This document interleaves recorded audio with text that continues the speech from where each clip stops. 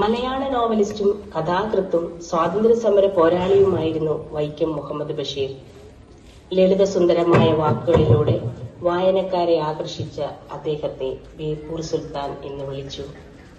മലയാള സാഹിത്യത്തിൽ തനതായ ഒരു ശൈലി വെട്ടിത്തെളിച്ച ബഷീർ 1908 ജനുവരി 21 കോട്ടയം ജില്ലയിലെ തലയോലപ്പറമ്പിൽ ജനിച്ചു. പിതാവ് കായി അബ്ദുൽ റഹ്മാൻ, മാതാവ് കുഞ്ഞാത്തുമ്മ. പൊള്ളുന്ന ജീവിതാനുഭവങ്ങൾ സ്നേഹത്തിൽ ചാലിച്ച് പ്രകൃതിയുടെ മണമുള്ള നർമ്മത്തിൽ പൊതിഞ്ഞ് ബഷീർ കഥകളായി ജനിച്ചു. വള്ളത്തോൾ പുരസ്കാരമടക്കം നിരവധി പുരസ്കാരങ്ങൾ നേടിയ അദ്ദേഹത്തെ 1982 ഇന്ത്യ ഗവൺമെന്റ് പത്മശ്രീ നൽകി ആദരിച്ചു. 1994 ജൂലൈ 5 അദ്ദേഹം ഈ ലോകത്തോട് വിട പറഞ്ഞു. വൈക്കം മുഹമ്മദ് ബഷീറിന്റെ ഏതാനും കൃതികളും അവയിലെ കഥാപാത്രങ്ങളും. പാത്തുമ്മയുടെ ആട്. വൈക്കം മുഹമ്മദ് ബഷീറിന്റെ ആത്മകഥാപരമായ ഒരു നോവലാണ് പാത്തുമ്മയുടെ ആട്. ബഷീറിന്റെ സഹോദരി പാത്തുമ്മയും ഏറെ സ്വാതന്ത്ര്യത്തോടെ കഴിയുന്ന പാത്തുമ്മയുടെ ആടുമാണ് ഇതിലെ കേന്ദ്ര കഥാപാത്രങ്ങൾ.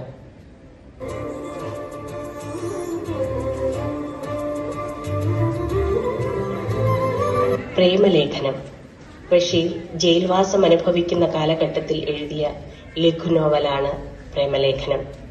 ഈ നോവലിലെ കേന്ദ്ര കഥാപാത്രങ്ങളായി വരുന്നത് കേശവൻ നായരും സാറാമ്മയുമാണ്.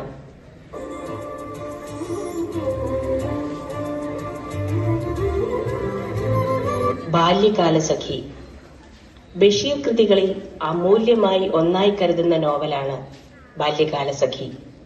ഇതിൽ ബാല്യകാല സുഹൃത്തുക്കളായ മജീദും സുഹ്റയുമാണ് കേന്ദ്ര കഥാപാത്രങ്ങൾ.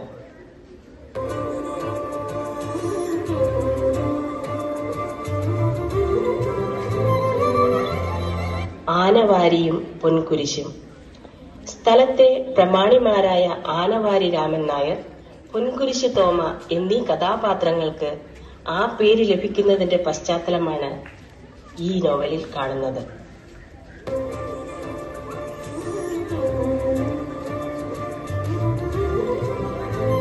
ഉപ്പാപ്പയ്ക്കൊരാനയുണ്ടാർന്ന്.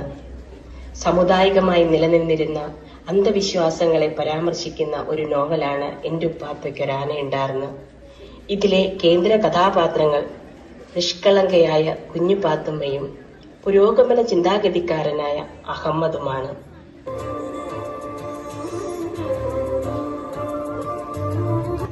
മതിലുകൾ. ബഷീറിന്റെ മറ്റു ചില രചനകളെ പോലെ ആത്മകഥാപരമാണ് മതിലുകൾ എന്ന നോവൽ. ശബ്ദം കൊണ്ട് മാത്രം പരിചിതമാകുന്ന നാരായണി എന്ന പ്രണയിനിയാണ് ഇതിലെ കേന്ദ്ര കഥാപാത്രം.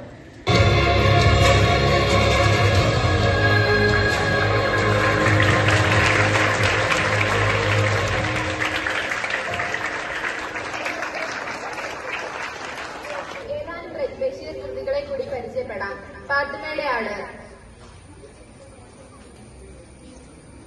മുച്ചീട്ട് കളിക്കാരുടെ മകൾ.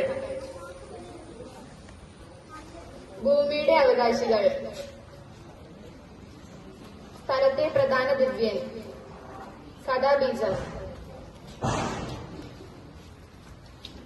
ബേപ്പൂർ വൈക്കം പിറന്നൊരു കുഞ്ഞിന് പേരതു വീണു ബേപ്പൂർ സുൽത്താൻ.